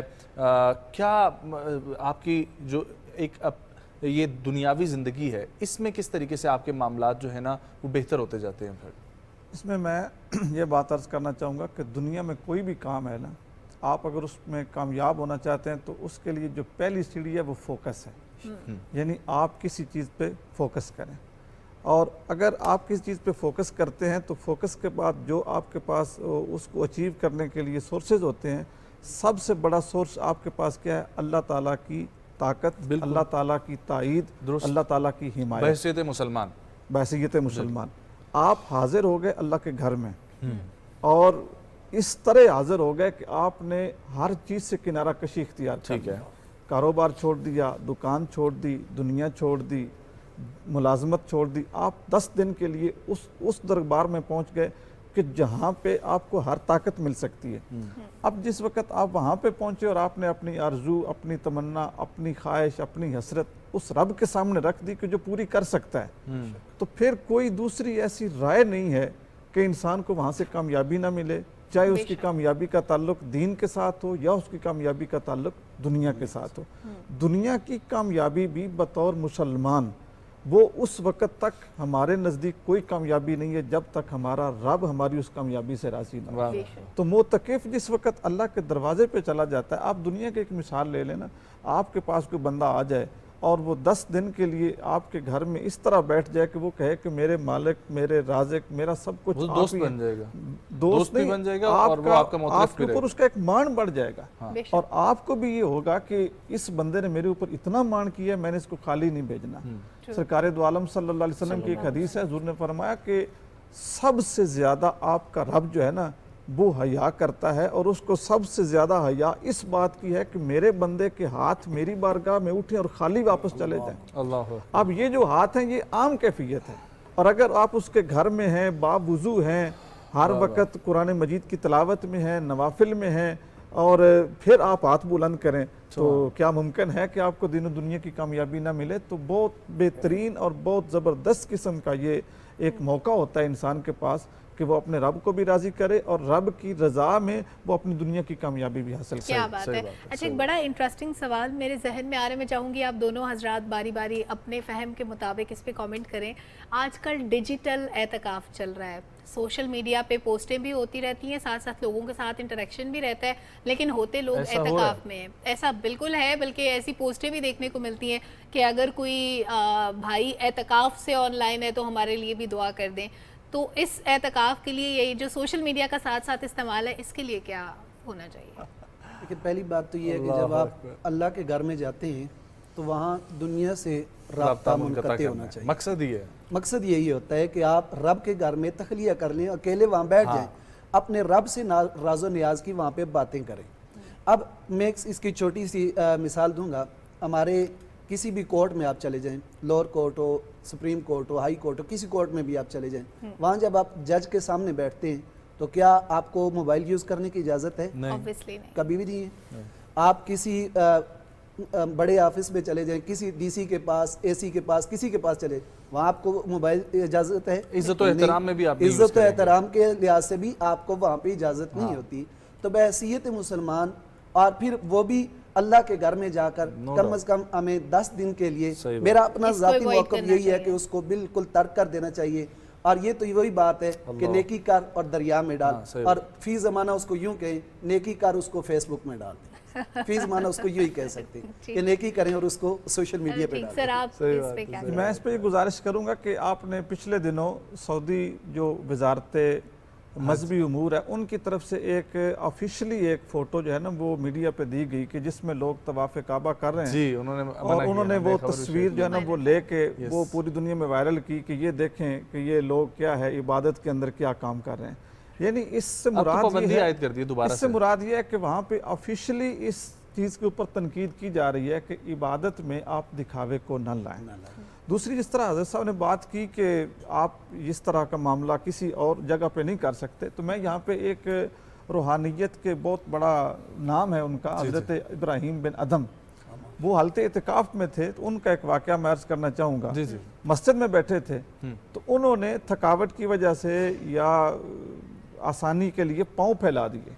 अच्छा, पाँव फैला दिए। अब देखें इसके ऊपर आप या हमारे सामीन ये चीज़ सोच सकते हैं कि मोबाइल का यूज़ या जो भी बाकी मामलात हैं वो किस हद तक हमें रुकना चाहिए। एक फ़कीर की ये बात सुन के वो बैठे थे, तो जैसे वो बैठे ना तो हर बंदे के साथ वो ख़ास ताल्लुक़ भी नहीं होता। कुछ लोग ऐसे होते हैं, कुछ ख़ास होते हैं कि जिनको किसी बात के ऊपर ना मुतनब्बे किया जाता है कि भाई आप क्या कर रहे हैं। हाथफ़े गैबी से उनको आवाज़ आई कि ए मेरे इब्राहीम, क्या बादशाहों के बादशाह के दरबार में ऐसे बैठा जाता है जिस तरह तुम बैठे हो। तो उन्होंने फिर पाँव सुकेड़ लिए और उनके बारे में है कि फिर ज़िंदगी भर वो इस तरह पाँव फैला के ना मस्जिद में ना घर में किसी जगह पे भी नहीं बैठे कि मेरे रब ने मुझे इस चीज़ से मना किया।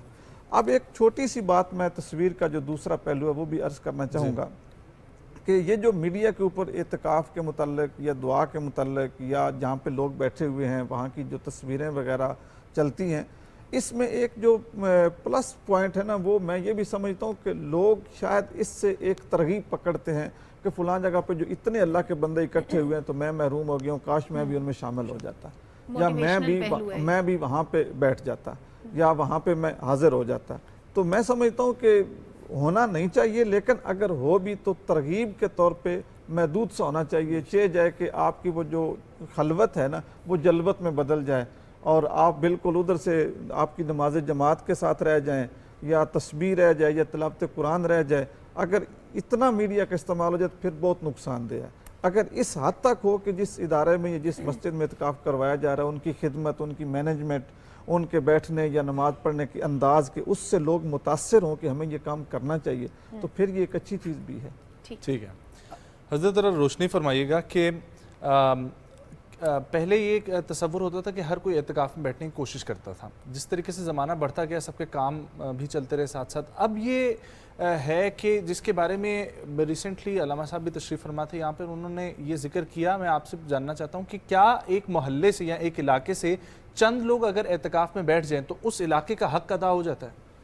जी, इस हवाले से यही है कि ये सुन्नत किफ़ाया है, और अगर किसी मोहल्ले से सिर्फ़ एक बंदा भी एतकाफ़ बैठ जाता है तो जिस तरीके से आप नमाज जनाजा के अंदर अगर कोई एक शख्स भी शामिल हो जाए तो वो सारे बरी ज़िम्मा हो जाते हैं। ये होता है कि उनको उसका गुनाह नहीं मिलता उसमें ना शामिल होने का। अच्छा। तो ये सुन्नत किफ़ाया है।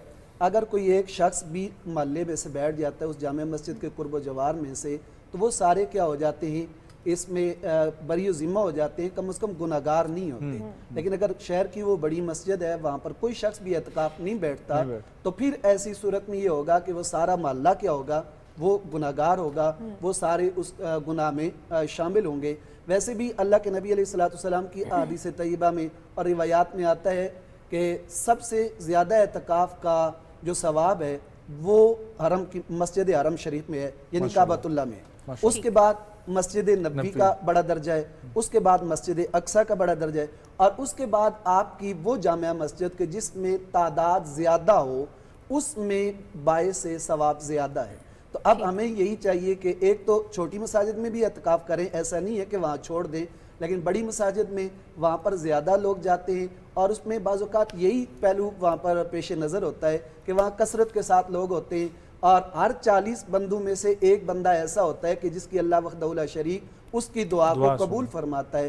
तो उनमें से किसी एक नेक के सदक़े अल्लाह उनकी सब की दुआओं को कबूल फरमा लेता है। जैसे हम नमाज के अंदर सादा सी बात है, मैं इसको मुख्तसर कर देता हाँ, हूँ। जुम्मे का भी यही कॉन्सेप्ट है मेरा ख्याल जी, है। हम नमाज पढ़ते इहदिना सिरातल मुस्तकीम, या अल्लाह हमें सीधे रास्ते पर चला। अब चाहिए तो ये था कि तन्हा नमाज पढ़ रहा है तो अपने लिए कहता कि या अल्लाह मुझे सीधे रास्ते पर चला, लेकिन वो सब के लिए दुआ कर रहा होता है। वहां पर भी मकसद यही होता है कि अल्लाह सब के सदके में हमें भी क्या कर दे, नेक रास्ते पर चला दे। तो वहाँ जितना आप उसमें बैठेंगे, अलबत्ता सुन्नत किफ़ाया है, अगर कोई एक भी कर लेगा तो वो उसका बरी जिम्मा हो जाएगा। सब आप सबको मिलेगा।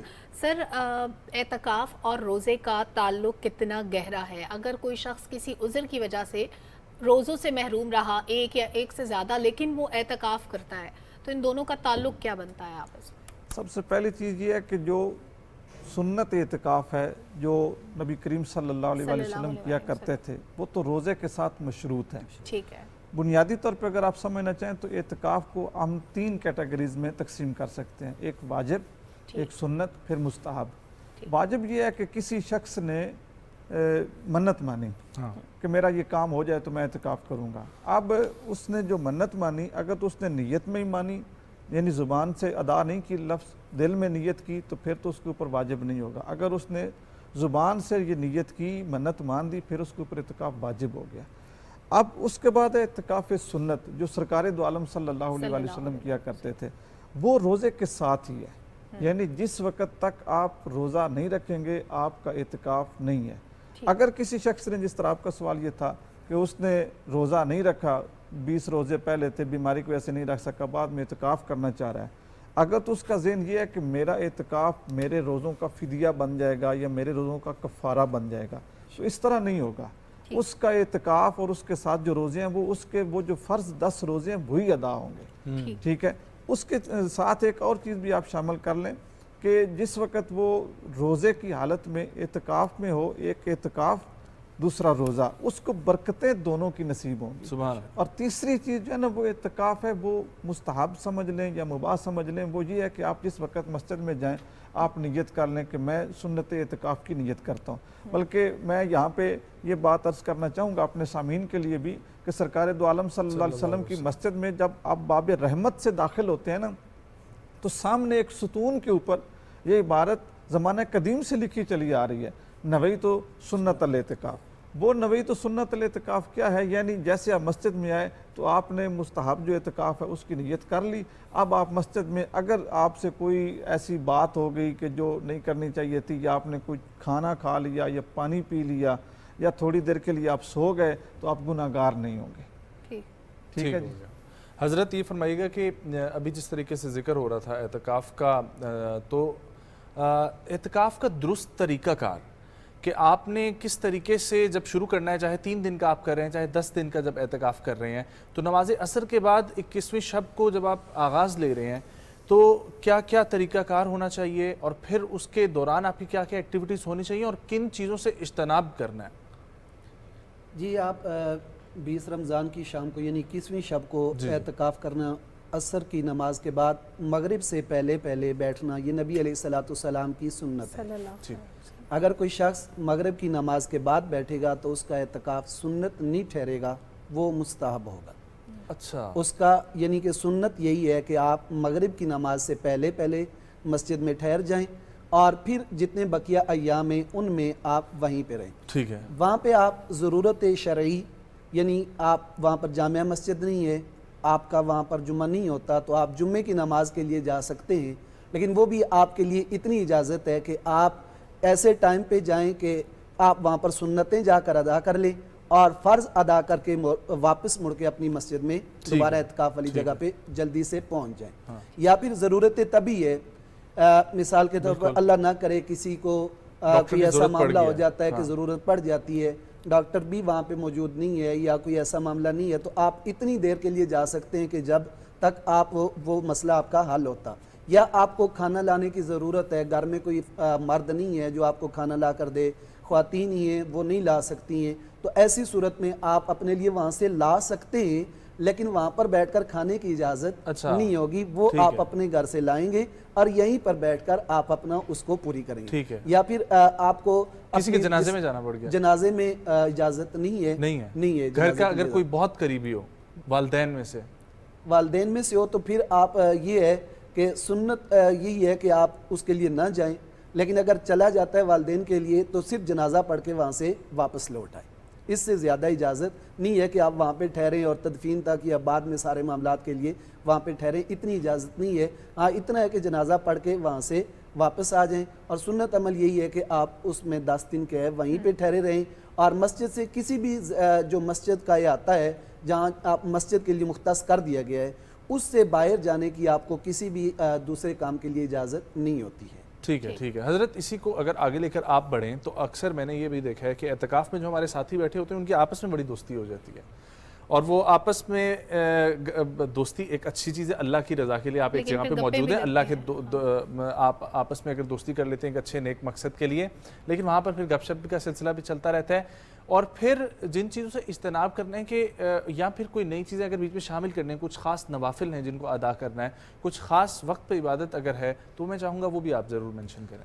जी, मैं अर्ज़ कर दूँ कि जिस तरह वो दोस्ती की बात कर रहे हैं, ये गपशप की बात कर रहे हैं, बड़ी सादा सी बात है और समझ में आने वाली बात है कि अदब पहला करीना है मोहब्बत के करीना में। आप जब अल्लाह के हो गए, अल्लाह के घर में बैठ गए, तो फिर आपके ऊपर बड़ी शदीद जिम्मेदारी है कि आप उन तमाम हुकूक का, उन तमाम फ़राइज़ का, तमाम हुदूद का। हज़रत है मुश्किल काम, 10 दिन देखे ना, है मुश्किल क्योंकि हमारी रूटीन नहीं है। हाँ, आप हमारी देखें रूटीन ना, नहीं है। मैं अर्ज़ कर देता हूँ, आप नमाज़ पढ़ते हैं, एक मुशर्रती अलमिया बयान करने लगा। आप नमाज़ पढ़ते हैं तो अभी सलाम दोनों तरफ पूरा फेरा नहीं होता, तो हम जेब से मोबाइल निकालते हैं और देखते हैं, और हमारे कई लोग इसके ऊपर ये बात करते भी हैं कि लोग इस तरह मोबाइल शौक से निकालते हैं कि जैसे उसके ऊपर मैसेज आना है कि आपकी नमाज कबूल होगी। तो इसी तरह ये जो एतकाफ़ है ना, वो चूँकि लोगों की रूटीन नहीं है कि वो मतलब बिल्कुल जो है ना ये नियत करके ये ज़हन रख के अपने रब की हुज़ूर इस तरह बैठें कि मेरा रब मुझे देख रहा है। नबी करीम सल्लल्लाहु अलैहि वसल्लम से जो हदीस है ना मनकूल, जिसमें सरकार ने ईमान इस्लाम इसकी तशरीह इरशाद फरमाई, इसको हदीस जिब्रील कहा जाता है, और ये कसीर शहबा से रिवायत है, यानी शहबा का मजमा था तो जिब्रील अमीन आए थे। उसका जो आखिरी अल्फाज है ना, हज़रत जिब्रील अमीन ने लिबास बशरियत में पूछा, या रसूलल्लाह एहसान क्या है? तो हुज़ूर ने फरमाया कि तू अपने रब की इबादत इस तरह कर कि तू उसे देख रहा है, अगर ये कैफियत नहीं बनती तो ये यकीन रख कि वो तुझे देख रहा है। तो जब बंदा एतकाफ़ में है, अल्लाह के घर में है, तो सबसे पहले तो ये नियत करे ना कि मैं उसे देख रहा हूँ। अगर ये नहीं बनती तो फिर कम अज़ कम ये सोच रखे कि मेरा रब मुझे देख रहा है, और जब वो उसके ज़हन में आ गई बात कि मेरा रब मुझे देख रहा है, तो फिर जो गपशप है, जो मोबाइल का इस्तेमाल है, ये जो ज़ाती दोस्ती हैं, ये जो लोग ये मुलाकात के लिए देखे ना, हाँ, मुलाकात के लिए जाते हैं, मुलाकात के लिए आ गए। जी कहाँ जा रहे हैं? जी वो दोस्त एतकाफ बैठा हुआ है। अल्लाह के बंदो शुक्र करो, वो एतकाफ बैठा हुआ है तो उसको बैठने दो, उसको 10 दिन गुजारने दो, उसके बाद तुम अपनी जो सारी उदासी है वो ख़त्म कर लेना।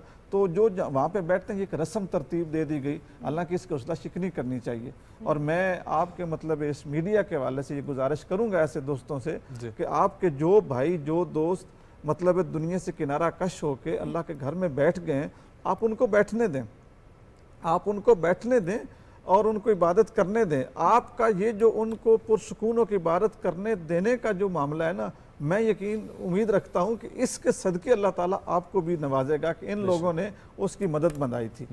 तो दूसरी तरफ एक चीज़ ये भी है कि मतलब इसके ऊपर बड़ा वर्क करने की ज़रूरत है कि जो बैठता है अगर उसको कोई मिलने ना आए वो भी नाराज़गी का इजहार करता है। यहाँ पे आप देखें जो चांद रात होती है जब इत्तिकाफ वाले लोग उठते हैं, देखिए वो तो एक अच्छी चीज़, जिस तरीके से आप जब हुफ़ाज़ कराम हिफ्ज़ करते हैं आप उनको सराहते हैं, जब हुजाज कराम हज करके आते हैं आप उनकी हौसला अफजाई और एक खुशी का पुरमसरत मौका होता है। इसी तरीके से जो इत्तिकाफ से मिलता है उसको हार पहनाना, उसके लिए तहाइफ लेकर जाना, मुबारकबाद देने जाना, जी जी बिल्कुल बहुत खूबसूरत चीज़ है, यानी सेलिब्रेट करना चाहिए, उसको शाबाश देनी चाहिए, खुशी का इजहार करना चाहिए।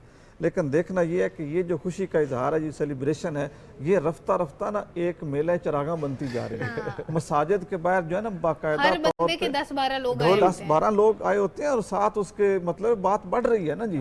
लोग चूंकि इस चीज़ का इंसानी ज़हन है ना और उसका जो दिल है या दिमाग है ना वो इस चीज़ पर कि मुझे किससे अहमियत मिली, तो पहले तो हार से शुरू हुआ, अब कई जगहों पे ऐसा भी हो गया है कि उसके आगे वो ढोल की थाप भी शुरू हो गई है। मैं समझता हूँ कुछ दिनों तक शायद वो बैंड बाजा भी शुरू हो जाए। तो ऐसा मतलब इन चीज़ों को इतना ही करना चाहिए कि जो आपकी खुशी का इजहार हो, ना कि आप एक नई रस्म बना दें, एक नया तरीका बना दें। और लोग जो है ना चौधरी कल को साहब अगर कोई और बैठे हैं। एहतराम का जरूर ख्याल रखना चाहिए कि एहतराम को मलूज़े खातिर रखें। जब आप मस्जिद में जा रहे हैं किसी हाँ को जी। रिसीव करने के लिए, अप्रिशिएट करने के लिए, जी। तो उसके भी कुछ आदाब है आदाब जिनको हैं। सामने रखना चाहिए। सर, एतकाफ पे अभी तक तो हम बात कर रहे हैं, कैसे हो, कहाँ पे हो, इसकी फजीलतें क्या है? जो लोग एतकाफ करते हैं उनके लिए किन इनामात का जिक्र है? क्या रहमतें अल्लाह ताला की नाजिल होती हैं उस शख्स पे? हदीस तय्यबा मेरे जहन में आ रही हैं। वैसे तो आप अहबाब ने मीडिया के ज़रिए से, उलमा से ये बार दीगर सुन रखा है कि जो शख्स यहाँ से अल्लाह ताला के घर में जाता है, अल्लाह वहदहू ला शरीक उसे गुनाहों से यूँ पाक कर देते हैं कि जैसे वो अपनी माँ के पेट से निकला हो, और उसके सारे गुनाह धुल जाते हैं। जब अल्लाह के महबूब अलैहिस्सलाम के रोज़ा अनवर की ज़ियारत करके आता है, अल्लाह के नबी अलैहिस्सलाम की शफाअत उसके लिए वाजिब हो जाती है। अल्लाह के नबी ने फरमाया जो मेरे कब्र मुबारक की ज़ियारत फरमाएगा, अल्लाह ताला उस पर मेरी शफाअत को क्या करेगा, वो वाजिब फरमा देगा। और जो एतकाफ वाला शख्स है वो उम्रा करने नहीं गया, आज करने नहीं गया, 10 दिन अल्लाह के घर में बैठा रहा, और इन 10 दिनों में उस पर इनाम ये हुआ कि अल्लाह वहदहू ला शरीक के प्यारे हबीब ने फरमाया अल्लाह ताला उसको 2 हज का और 2 उम्रे का, मकबूल हज उम्रे का सवाब अता फरमाया। अब वहाँ पे जाकर कितना तरद्दुद, वहाँ पे जाकर कितनी मेहनत से वो फल, वो समर हमें हासिल करना होता है, जो हमें 10 दिनों में यहाँ पे आसानी से मिल रहा है। बहुत शुक्रिया जनाब हाफिज़ मोहम्मद नवाज़ मलिक साहब, बहुत शुक्रिया अल्लामा नसीर अहमद ज़ियाई साहब, आप लोगों के वक्त अब बहुत खुशी हुई आप लोगों से मुलाकात करके। ख़वातीन व हज़रात, एतकाफ़ का फ़ैसला आप लोगों ने ख़ुद करना है, और आज ही फ़ैसला करना है कि जब अगली दफ़ा अल्लाह पाक ने हमारी ज़िंदगियों में नसीब किया रमज़ान मुबारक, तो फिर उसमें किस तरीके से एतकाफ़ करना है, तमाम चीज़ें हमने एक्सप्लेन कर दी कि 20 रमज़ान को कैसे आपने फ़ैसला लेना है, कैसे आप लोगों ने जाना है मस्जिद में, और फिर उसके बाद क्या क्या चीज़ें मलहूज़े ख़ातिर रखनी है, क्या ख़ास इबादत है जो करनी है, किन किन चीज़ों से इज्तनाब करना है। और ये बहुत ज़रूरी है कि हमें ये चीज़ें मालूम हो ताकि हम अगली जनरेशन तक भी ये चीज़ें मुंतकिल कर सकें। बिल्कुल बिल्कुल, हमें इन चीज़ों का ख्याल रखना चाहिए। और अभी एक बड़ा अच्छा जुमला इस्तेमाल हुआ, अदब पहला करीना है मोहब्बत के करीनों में। तो आपने आदाब का ख्याल रखना है अपनी इबादत में, अपने अफ़ाल में। रोज़ा रख रहे हैं, एतकाफ़ कर रहे हैं या नमाज पढ़ रहे हैं, कोई भी चीज़ है, तो आदाब को मलहूज़े खातिर रखना बहुत ज़रूरी है। हर चीज़ के कुछ प्रोटोकॉल्स होते हैं।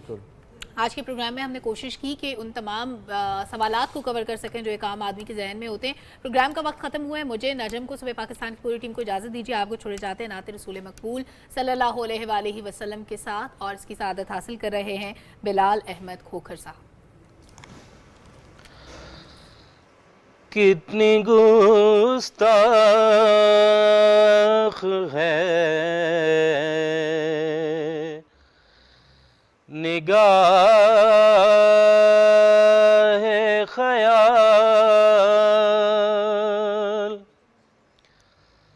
कितनी गुस्ताख है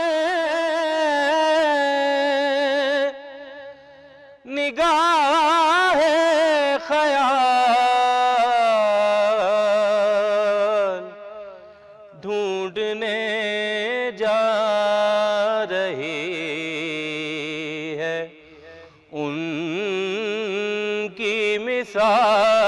मिसाल, ढूंढने जा रही है उनकी मिसाल। मैं और अंदाज़े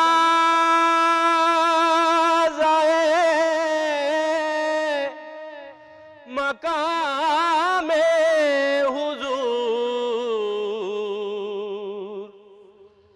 मैं और अंदाज़े